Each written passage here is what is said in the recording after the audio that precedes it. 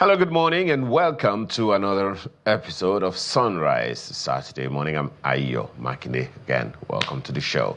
And I appreciate, the efforts of you're praising the president and the forest guards and all those other initiatives. However, there are a good number of people who have alluded a significant part of all of these to politics, and that the political blocs in each of the states have one influence or the other. You may want to speak to that for now, because looking at what the president said, he practically said, look, gather the elders and let's have a conversation. That's on the one hand. On the other hand, is that in all of the first line of defense and all that you're talking about, you haven't made mention of the local government administrations. Now, over the years, from what I know, the local government administrations have a system of calling the community leaders, of the traditional rulers, of civil society organizations in the various localities, and even the policemen. They have their own security council, in each of the local governments. So I'm wondering, how come that is never or hardly ever in conversations when we talk about these things?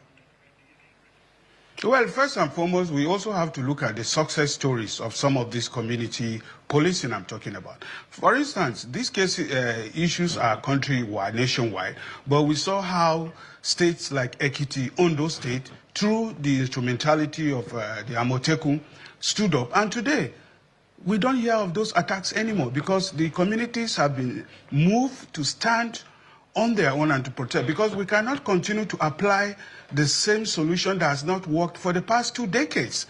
And that is why there must be support in the fresh initiative by President Bola Tinubu to ensure that the communities are mobilized as a community, and then they work.